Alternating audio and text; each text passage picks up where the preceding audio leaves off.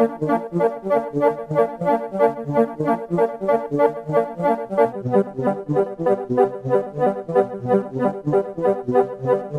is a Socialist News and Views special interview.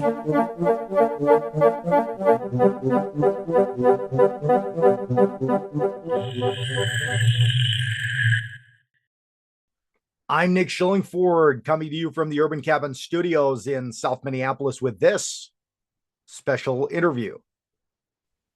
So on Socialist News and Views, we let folks introduce themselves. Do you want to just tell our audience who you are? Sure. My name's Kip Hedges. I am a member of Workers' Solidarity Circle, which is a coalition of active union members that believe in class struggle approach. Also a member of DSA, a member of DSA's. I'm actually a co-chair of the Workers Organizing Workers Committee of DSA nationally, and also a long time labor activist. I was president of the baggage handlers an airport local at MSP, and helped fight for $15 an hour minimum wage in Minneapolis, St. Paul, and the airport. And yeah, I mean, I could go on, but I'll stop there. No, that's a good introduction. I think it covers a lot of the important things. I've been wanting to have you on the podcast for a while, but I wanted I wanted it to be the right time, and I wanted us to have something that we was really important to talk about. And it's been close a few times, but I think definitely there's something really important to talk about now. You're a solid socialist working class comrade. You used to be my neighbor. You live just a few blocks away. Now I think you're a little closer to kind of the center of the heart of where everything's going down. You know, do you want to just kind of, boil down a few things that have been going on? Friday, we saw this general strike, or did we? Some people are saying, well, was it really a general strike? There's been some going back and forth on that. You know, was it a general strike? And regardless, it was obviously hugely significant. I don't think anybody can dispute that. What did or didn't happen Friday, and what's the significance of this to you? Well, I think we're still gathering the results. I know there's a number of different unions that are polling their members to see how many actually participated. Um, I think it's pretty well. We do know that 700 over 700 businesses shut down, some of them large, some of them small. Uh, did we bring economic activity in the Twin Cities to a halt? No. Uh, did we get, I don't know, 80,000 people, most of whom should have been at work, to come out in minus 25 wind chill? Yes. Was it incredibly impressive? Yes. Were there a lot of union members and workers there? Absolutely. Did it catch the attention of the billionaire class? Absolutely. And I think, one of the things I want to call attention to is that you saw some of the first cracks in the monolith of big business, even though it was extremely weak, the letter that they issued saying it's time to calm things down.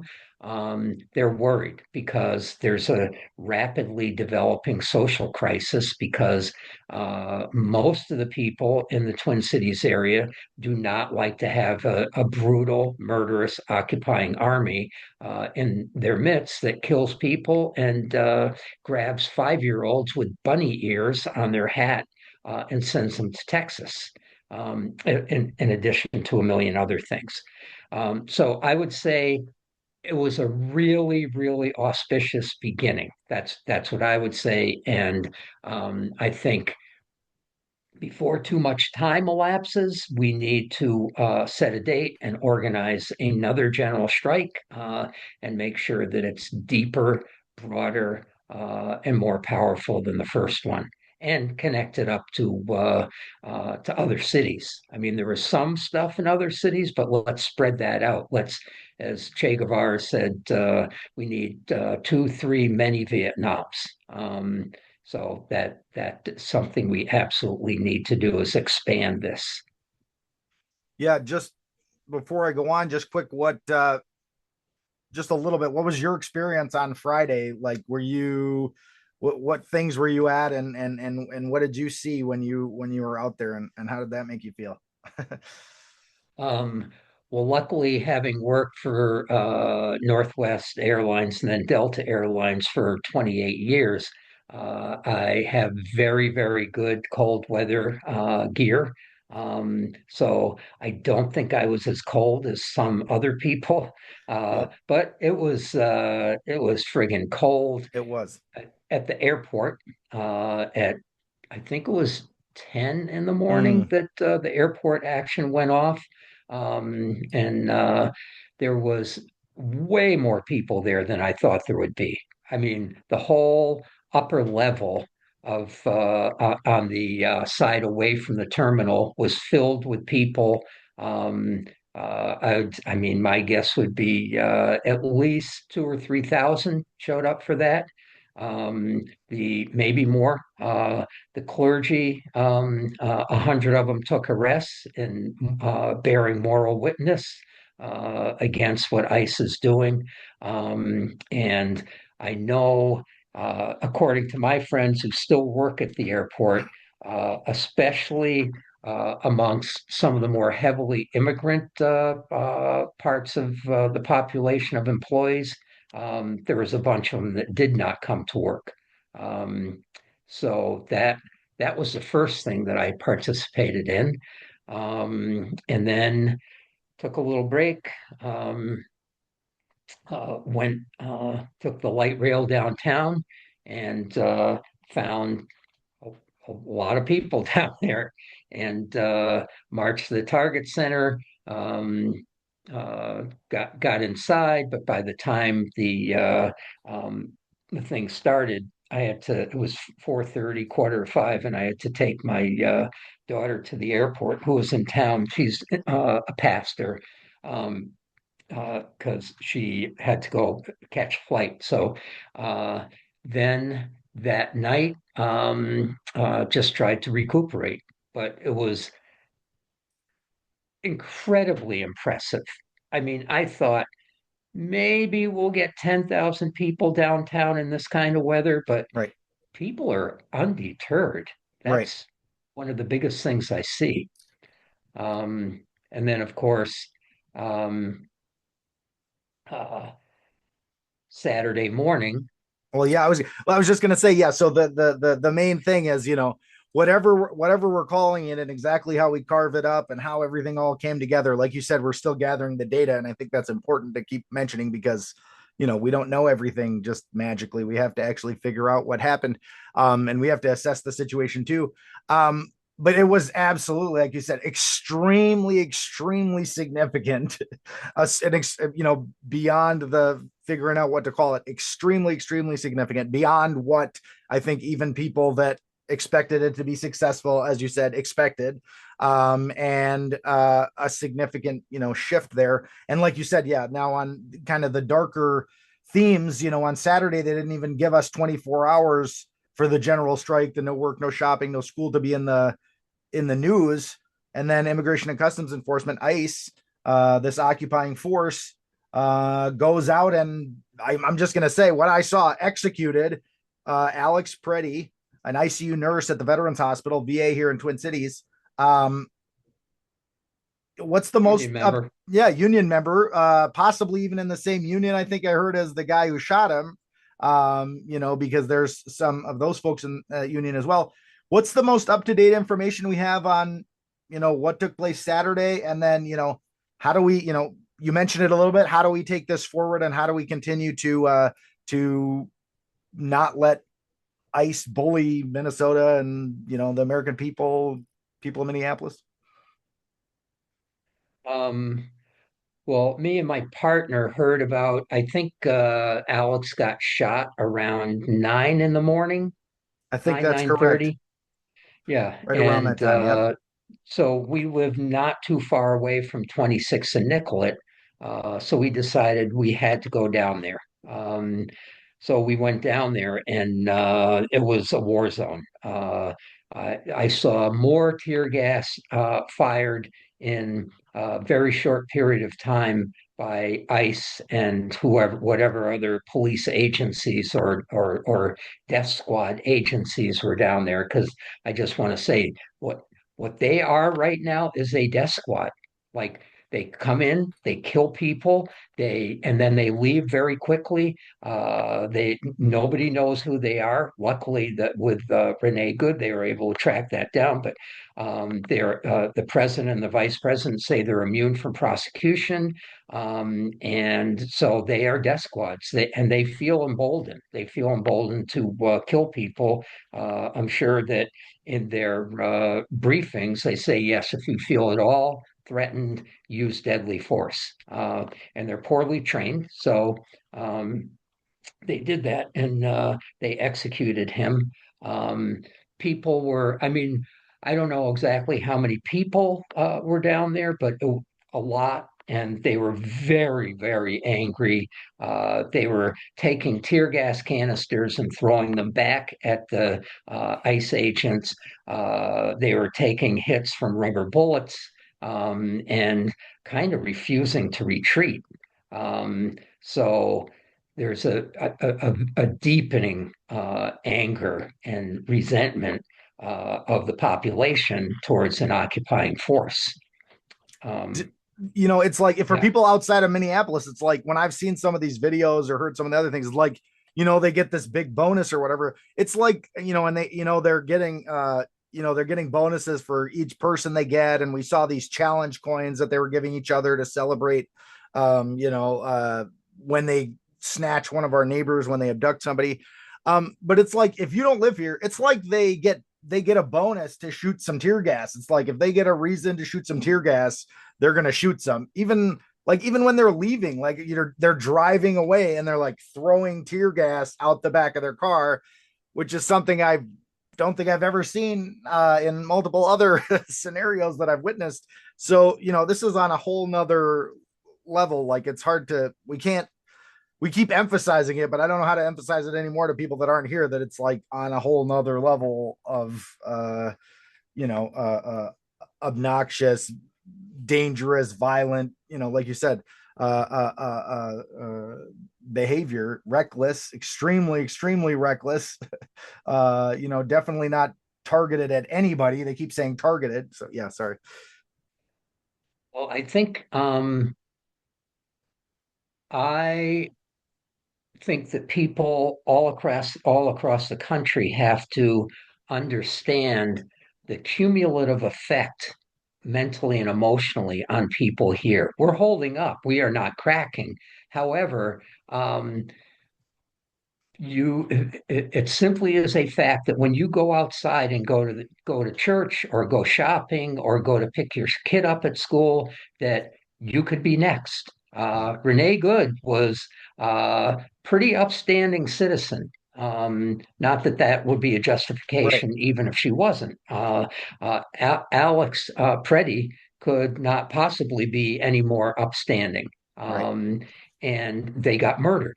So there is a real it's a war zone. In my neighborhood, it's not unusual at all to hear horns blaring and whistles going off as people chase ICE in their cars and try and alert neighbors to stay indoors if they're at risk. Um, and as you drive down the street, down Lake Street, there's patrols of citizens that have their whistles and their cell phones against guns and tear gas to protect school children. And it is never seen anything like it. I mean, I've been around for a few years Right.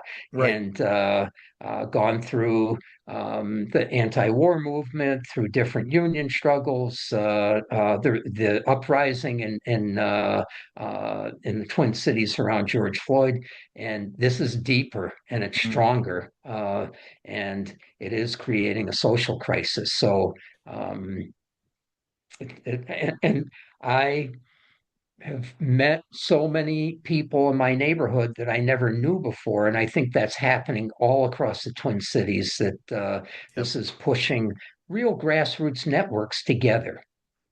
Yeah, I agree. And so, that kind of, a lot of people obviously are looking at Minneapolis, looking at Minnesota.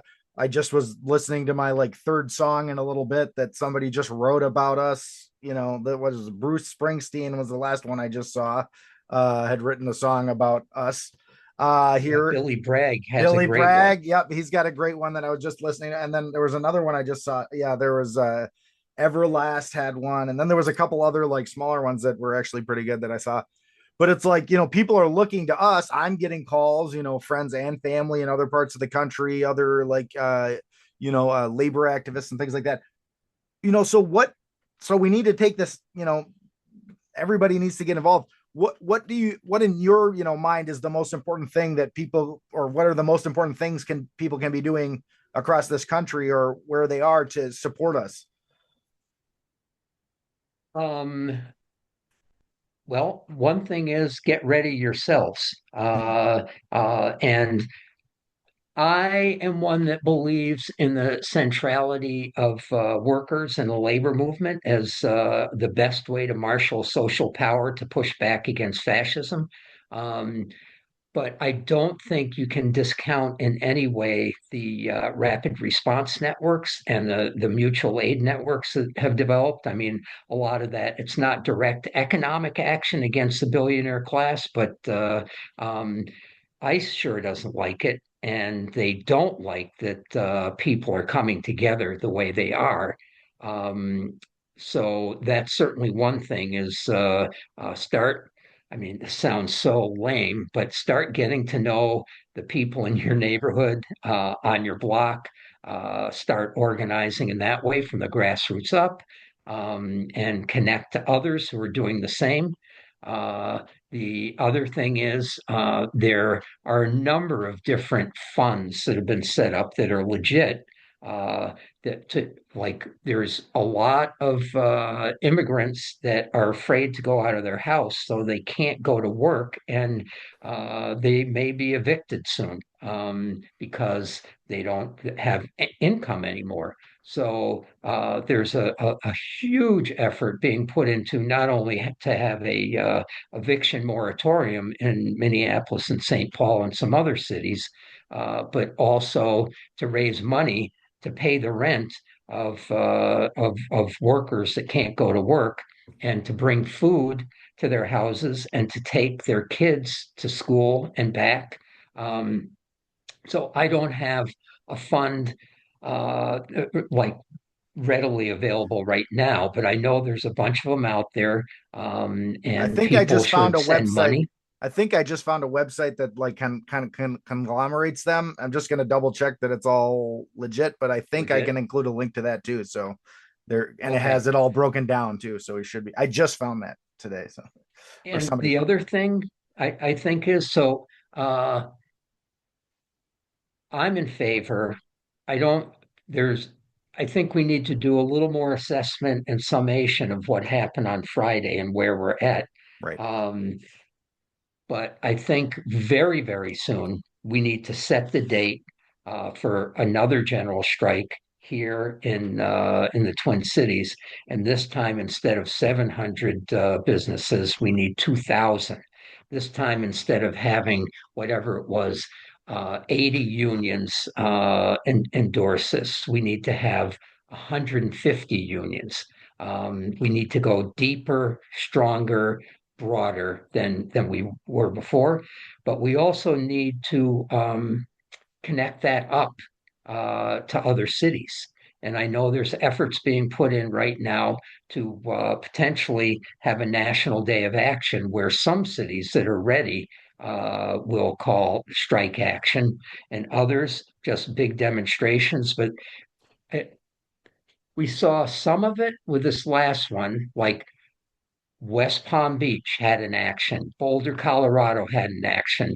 Redding, California had an action. I mean, places that are not hotbeds of radicalism or working class strongholds. Um, we need more cities, towns to be doing exactly the same thing so that we create the kind of social crisis for the billionaire class that yanks them by the neck and causes them to say, enough is enough. Donald Trump, get him out of Minnesota and calm yourself down. And eventually, we abolish this. I think there was some congressperson who just said they're beyond reform. They are a terrorist organization, which I would agree with, and we need to do away with them and have actual, real immigration reform that allows people to come into the United States legally and work without fear. And getting rid of ICE is one of those steps. Yeah, and and just to go off what you were saying, wherever you are, even like you were saying, there's people coming out all over. And if you look at Minnesota specifically, again, I haven't dug into all the details, but I would imagine there's a lot of towns. Well, I know there's at least some towns where you wouldn't expect there to be a demonstration, and there's a demonstration. It's not 100,000 people. It's not huge, but wherever you are, even if it's you and a few friends standing on the corner, sharing your views about. I see this actually here in Minneapolis quite a bit now. There's people like all the time coming out because we're so fed up with it. But yeah, even if it's you and a few other neighbors on your corner, at least then other people will be able to see that, number one, there's other people like concerned about this issue, and they'll be able to identify who some of those people are, and maybe you guys will be able to form those connections because that's the thing. If you wait until the last minute, you have to go right from hi, how are you, to do you want to resist fascism, and that might not be the most that's not always the easiest conversation to have. So the sooner you can start to build up that connection. I just wanted to touch on one last thing. I saw that video you had posted on Substack. I thought it was a stirringly relevant video, as you said, a reading from History of the Russian Revolution. I may or may not drop the clip in there here or a link to it, but you said on the first day of the revolution, even, Bolshevik leaders didn't realize, in the first days of the revolution that there was a revolution taking place. I think I saw it was Lavish Mac, who's been on this program on Instagram or somewhere, had captioned one of the videos like the -20 revolution or something. I was thinking of like 20 below revolution. Is this could we be on the brink of any kind of a revolutionary situation in the near future? Is that unknown? What and what are the elements we would want to project with this movement? What would we call this movement or revolutionary situation? I would say two things. Yeah. One is that there's been a lot of effort in the press and by Donald Trump and some of the Democrats to say things are calming down. Greg Bovino is gone. Tom Holman from Department of Homeland Security is having good conversations with Governor Walz. Yeah. However, Pete Hegseth says we want to turn Fort Snelling into an internment camp. Kash Patel, head of the FBI, says we want to investigate all these signal networks that people are using to mess with ICE. Donald Trump says we're not going away. We're going to keep on doing this. We just need to do it with a little better public relations. So I think this is we shouldn't fall for that. And I think um, this is much more like it's a long, hard struggle. To get ICE out of Minnesota is going to be intense, and it won't be happening next week or the week after that. Who knows when? It's more like the civil rights movement in terms of the intensity, but digging up and throwing out entrenched reactionary elements like ICE and like fascism does not come easily.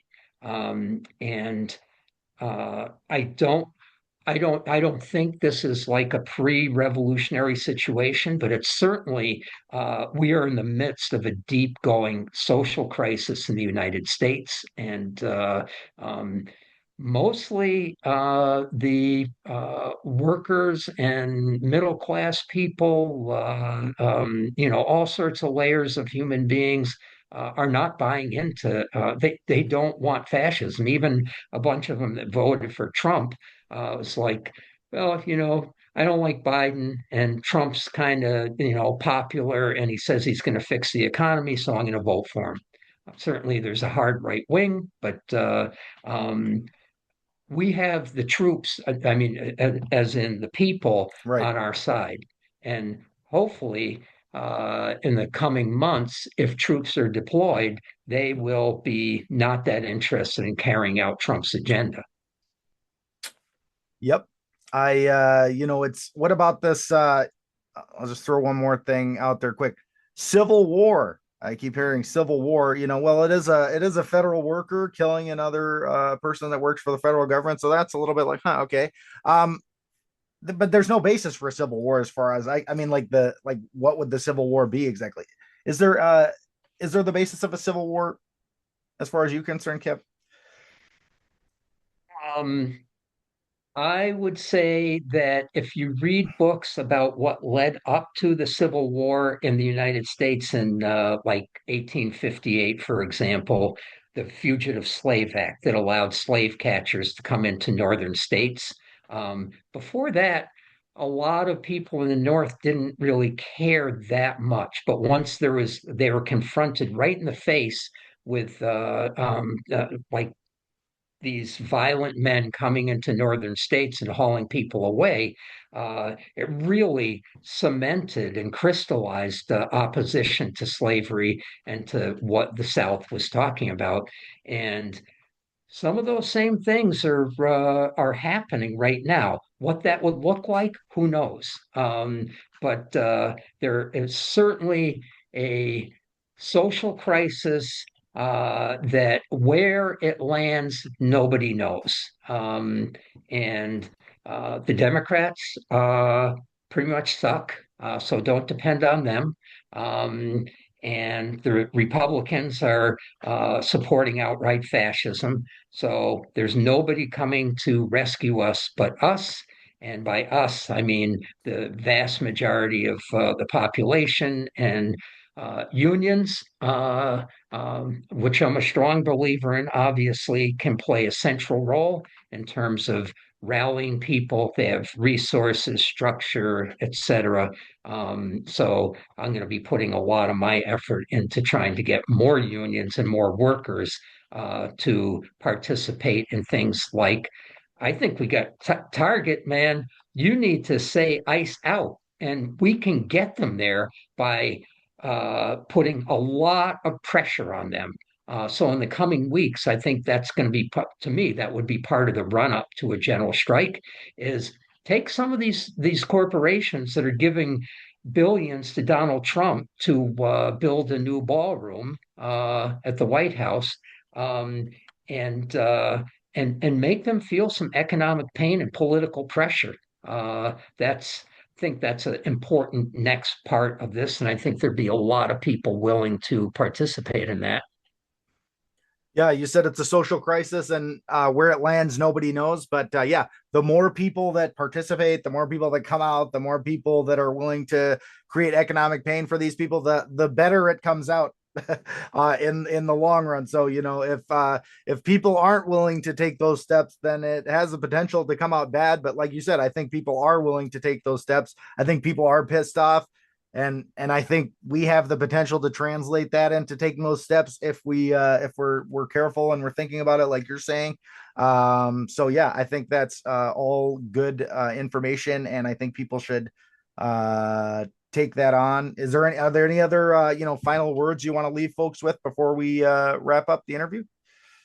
Well, one thing I would encourage everybody to do is go on YouTube and or maybe it's on Spotify by now, and look up Billy Bragg, A City of Heroes, because he draws this out. He says Martin Niemöller, who was the one with a famous quote about when they came for the communists, I didn't say anything because I wasn't a communist.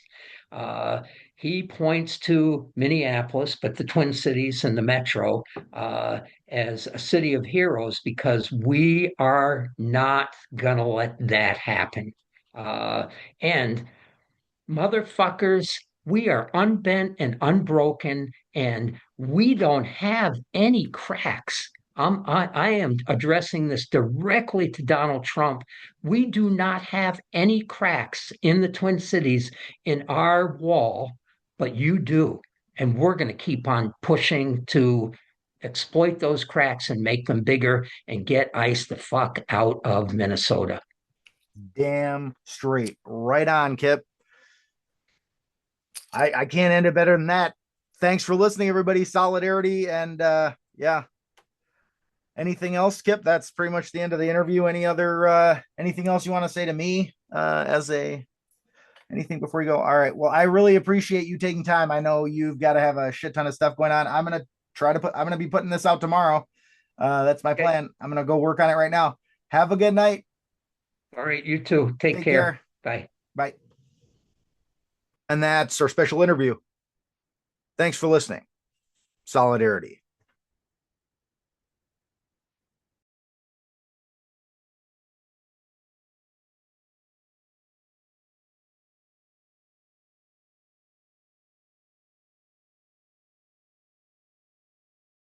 This has been a Socialist News and Views special interview.